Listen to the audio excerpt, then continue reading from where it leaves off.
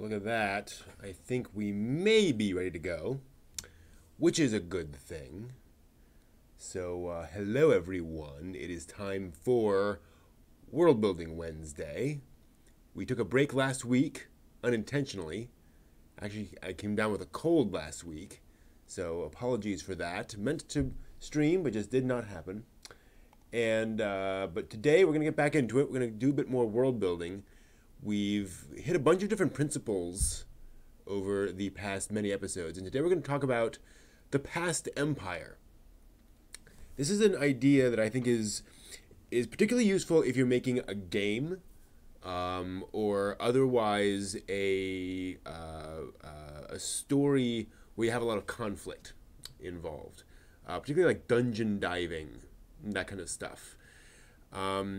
Also useful in political stories, as we'll get into in a minute.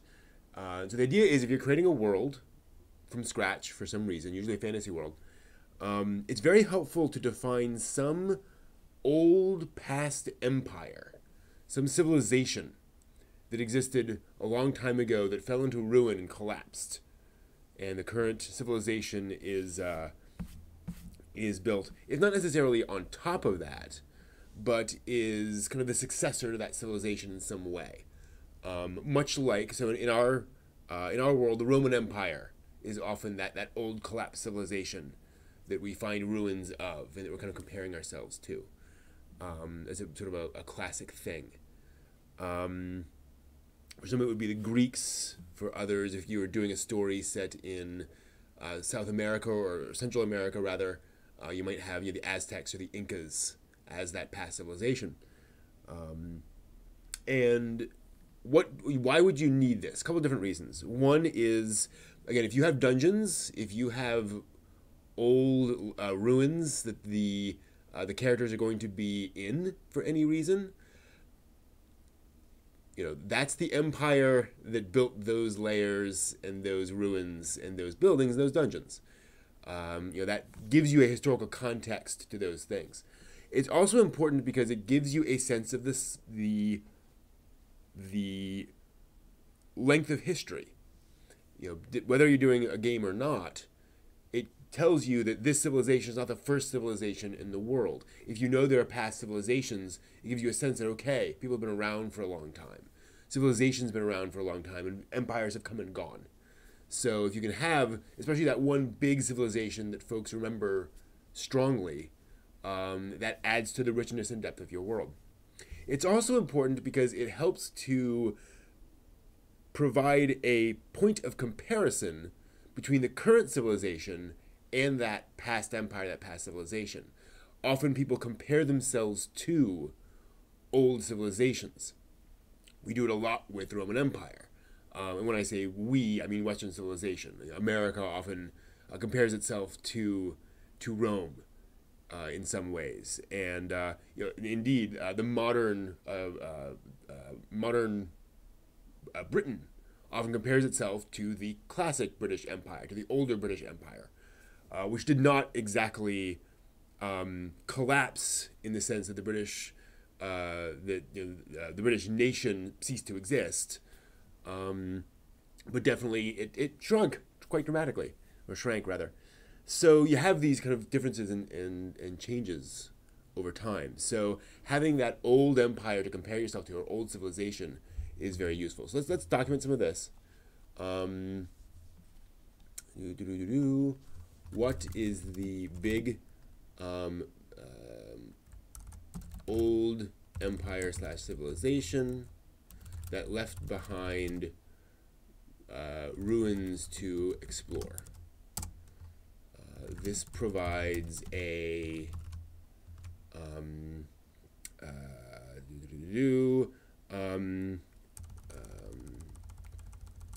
how long ago was it? This gives a sense of the scale of history. How does it compare to modern civilization? What was good, bad about it? Right, so these are all things that you can think about when you're dealing with your particular civilization, and it's again it's sort of a good touch point to think about. Okay, when people look back to that, they may look back to that civilization as the good old days, as the glory days of civilization, or they may look back on it as a horrible, destructive, empire. And we thank goodness we've learned so much since then. And you can play around with that. And of course, some people will see both of those things. Both of those may be true at the same time, in different ways. So there's definitely things worth thinking about. Also, are there any remnants left? People, culture, language, etc. Right? Rome fell, so to speak, but it doesn't mean that Italy was wiped off the map. There are still people there. That culture still lives on in a way, but it's certainly not Roman culture. So, what remains? Latin is a dead language, but there are still pieces of it around, so people talk about it. And Latin, because it was a foundation for modern languages, Latin remains relevant in that sense. It's not simply a dead language. People still learn it as a useful element of understanding modern languages. There's things like those lines. So we'll just say, example, people today learn Latin so as to better understand modern languages. So that's the basic idea there. Let's start applying that to our various settings. What is the past civilization? We'll start with our Bronze Age setting, our verdant world with plentiful food and migrant people in caravans going all over the place. We know we have a fatalistic society. Caravans tend to create factions. You also have rangers, specialist trades, religion, large families.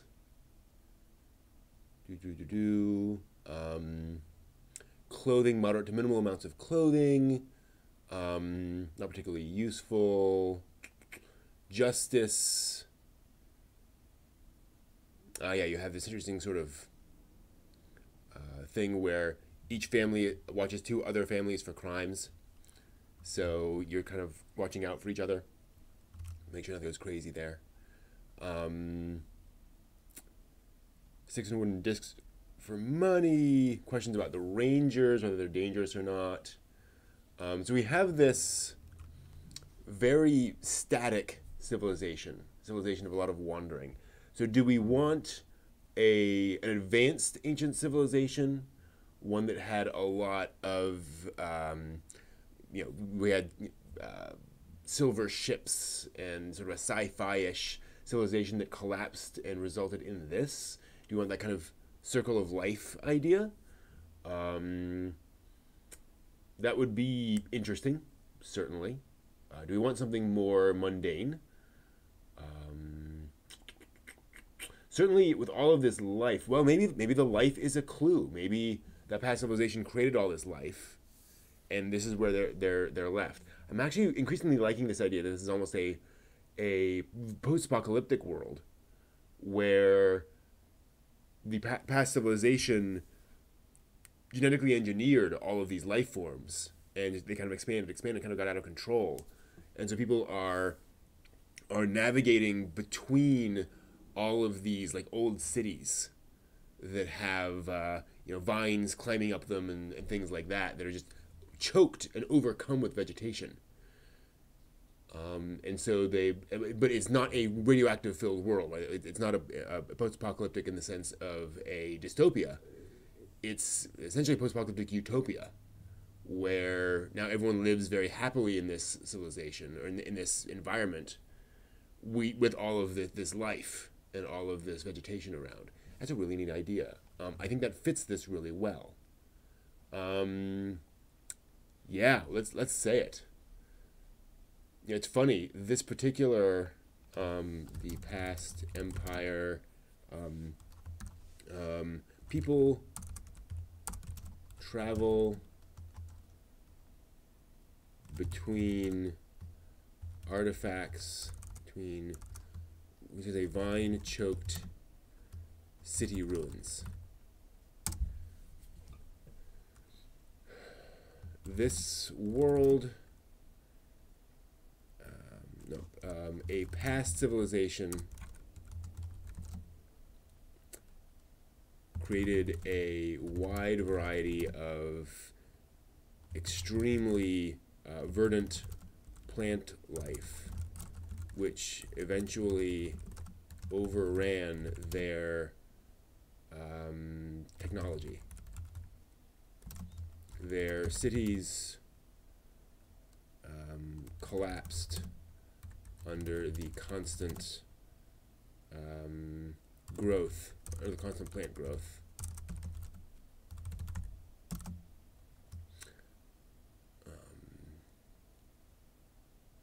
Some caravans, I don't know, what do we call them? We have these sort of, some farms are situated within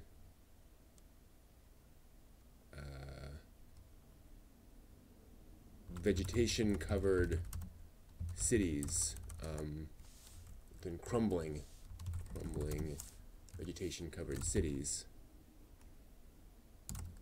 while other cities are avoided because of dangerous wildlife or even robotic guardians. Let's just go there. Why not? That's kind of fun. So yeah, this is almost a Thundar the Barbarian civilization and setting. I like that a lot. Like let's say goods often produced for trade between. So we have transportation, social axes of disagreement, human sacrifice, drugs. So let's add that in. Old cities. Some believe that people should not even visit the old cities.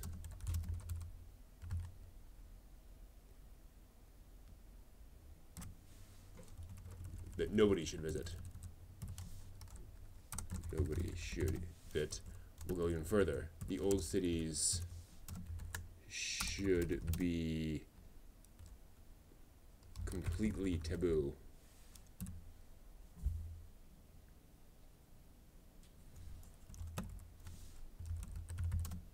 That, everyone should be kept out of the old cities. That's even better. Crime, not particularly important. Sex, clothing, taboos,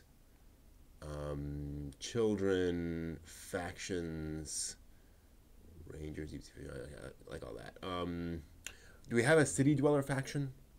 People who live and hunt in the cities? I don't think so. That just doesn't feel. I mean, you might have some, but I don't think you'd necessarily. I wouldn't call them a major faction. I think you're gonna have little scattered tribes of folks who live in old skyscrapers and such, but they wouldn't be a recognizable power structure. The gods, migration, private property, magic, food. Yeah. Okay. Good. I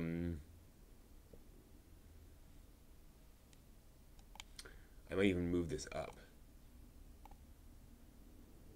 Has been created a wide variety of extremely different plant life. Created the world's many of the current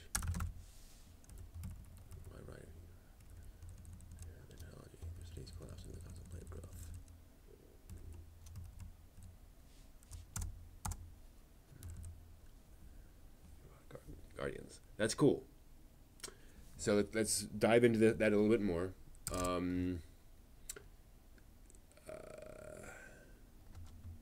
The old language of the ancients. We'll call them the ancients for now. Or we'll say some learned folk have learned the old language of the ancients. Actually, we'll say a few rangers have learned the old language of the ancients. Study the old language of the ancients.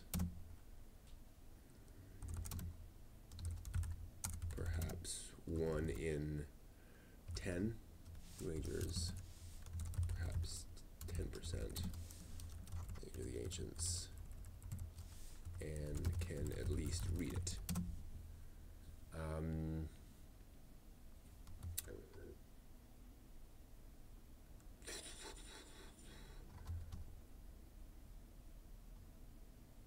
Their technology ended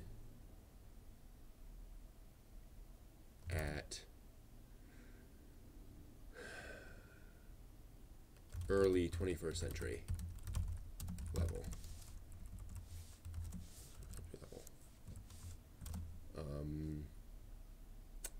Automated cars,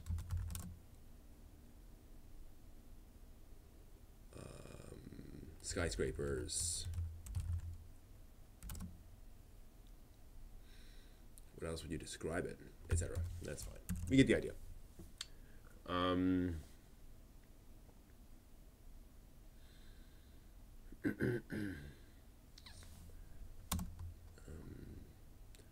want to get across the idea that those who know it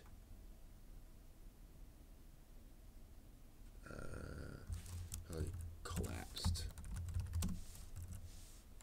Let's read it. Rangers who can read this can navigate a city fairly well. Ancient technology collapsed. Level. But much of it is still usable. Say and.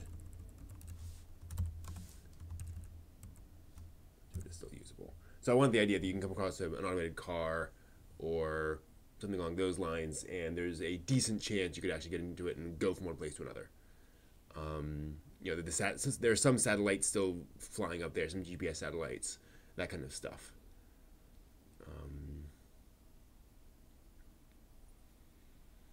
Cool.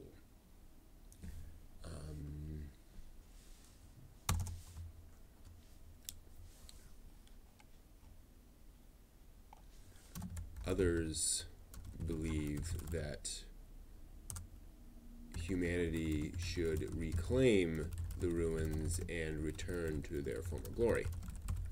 Of course. The returners, we'll call them.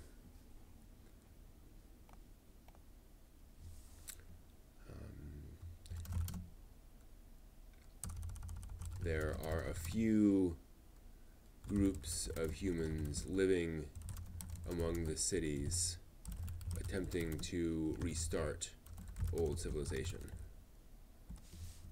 The ancients.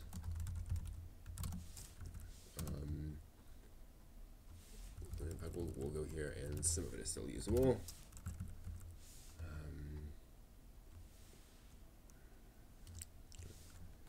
Some of them date back to the fall of the ancient civilization.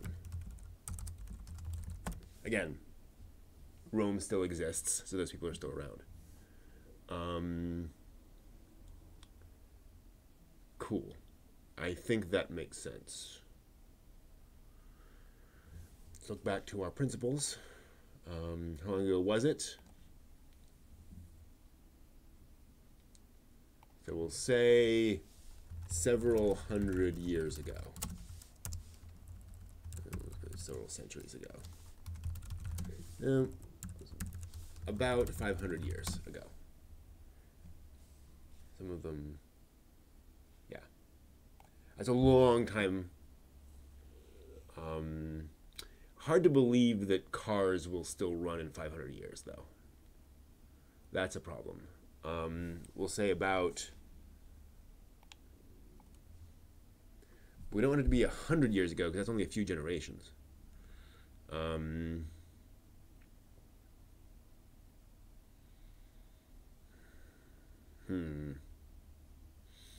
it depends on what you consider, technology that is still usable. I'm going to say that there's going to be some pieces of hardware that will have lasted for that long. We can also say that technology has just gotten more robust, especially as this life was starting to take over. People started building more robust stuff that was going to last for a long time. So we'll go back to several centuries ago.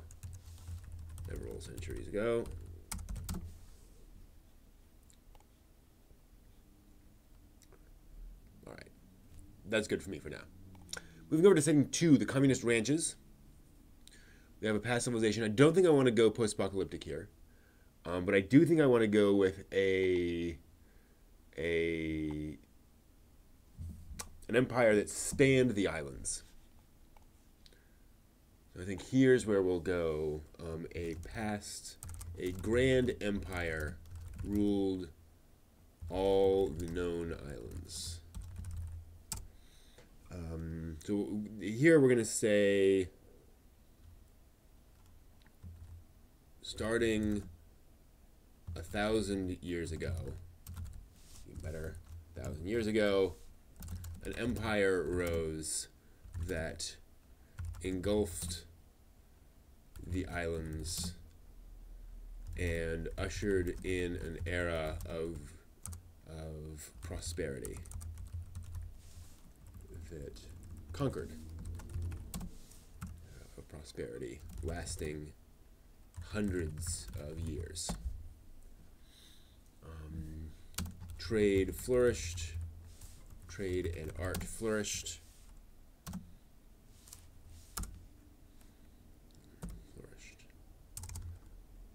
About 500 years ago, that empire... I think I want to go back further. 700 years ago, that empire fell to infighting and war. The empire fractured into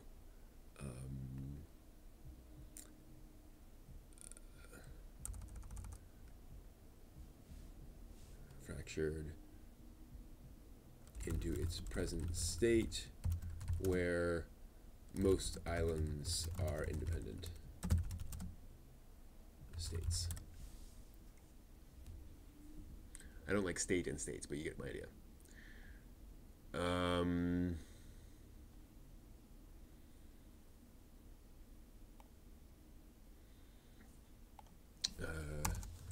The empire is known for its decadence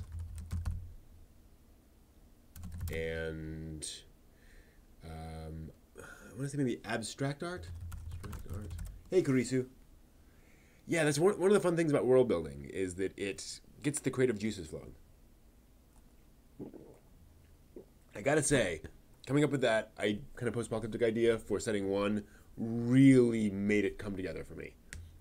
I now really want to tell some interesting stories there. I think that came alive with that detail. This is more something that's been in the back of my mind, that I felt like this large collection of islands would have had some past empire that kind of, ruled over all of them. And abstract art and beautiful abstract art, just to be clear. Its wealth, decadence, and we put that abstract art.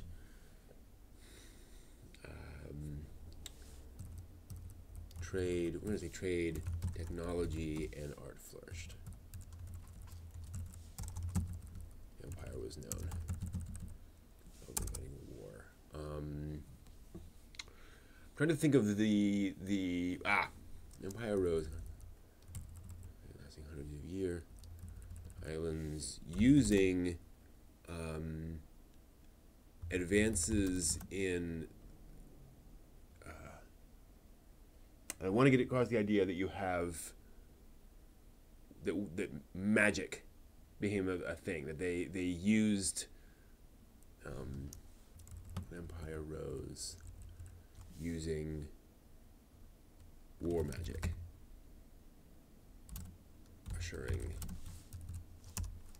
ultimately ushering in an era of prosperity. But draw maps or sketches of monsters and weapons. Not yet. I certainly would like to, though. I think that'd be fun. But right now we're just getting some of these details knocked down. So yeah.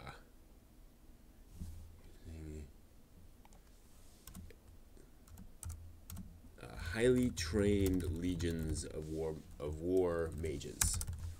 Cool. A legion of mages with these, trained familiars all going into battle. That's a terrifying thought, terrifying image. Flourished. So it lasted about 300 years, and then collapsed into its more or less its current state. I like that.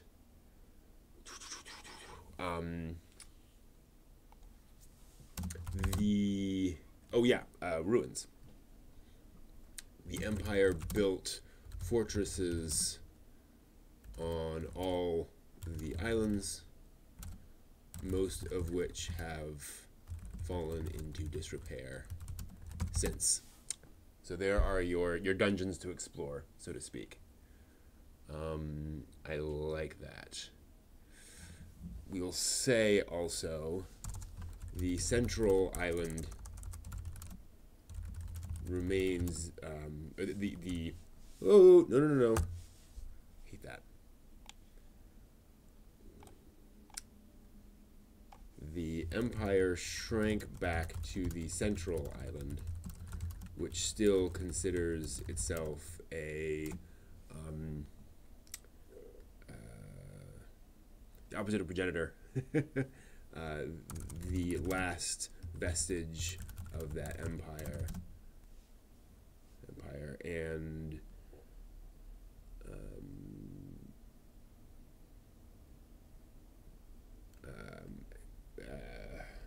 maintains a similar culture. That's I think good enough. Similar culture, clothing, food, etc. So it's almost like they're like, the Empire lives on, but here. They often say that the Empire lives on, just only on the main island.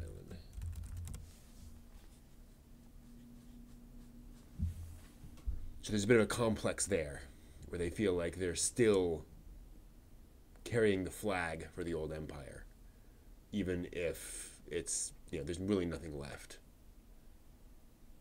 I like that a lot. Cool. So yeah, I think we have a good idea of that stuff. The current language of the main island is similar enough to the empires that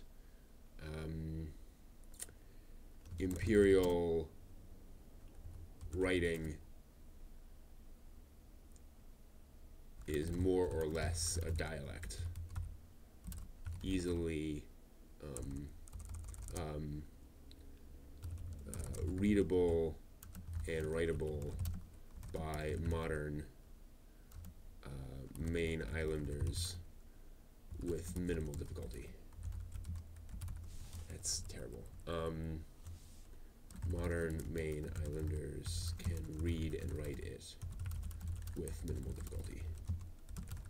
Cool. So you can go back into those old fortresses, and if you come across a book or an inscription, as long as you got somebody from the main island there, they can piece together what it means. It'll be pretty close. Anything else on those principles?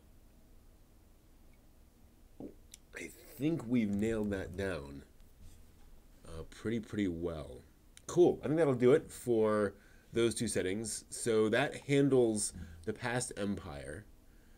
We'll have a workshop next week. Well, I'm actually going to try binding a book.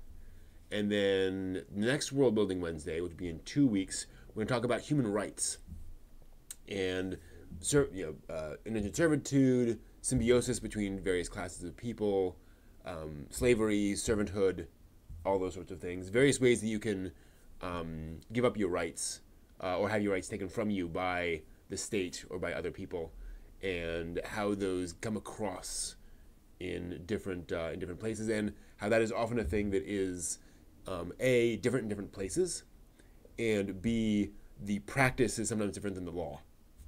So you may have laws on the books, but they're not actually how things are done in everyday practice. So that's a plan. That is it. It's only a half hour today, but I think that there's not too much I wanted to dive into with those empires. Obviously, if you wanted to, you could go into great detail about that old empire, come up with language, come up with details about clothing and so forth. But that's not as important as getting the idea of its place in your culture and in your civilization and the impacts it has. So I hope this has been useful. That's it for it this time. Thanks, Christy, for stopping by. And I will see you next time. And until then, make something.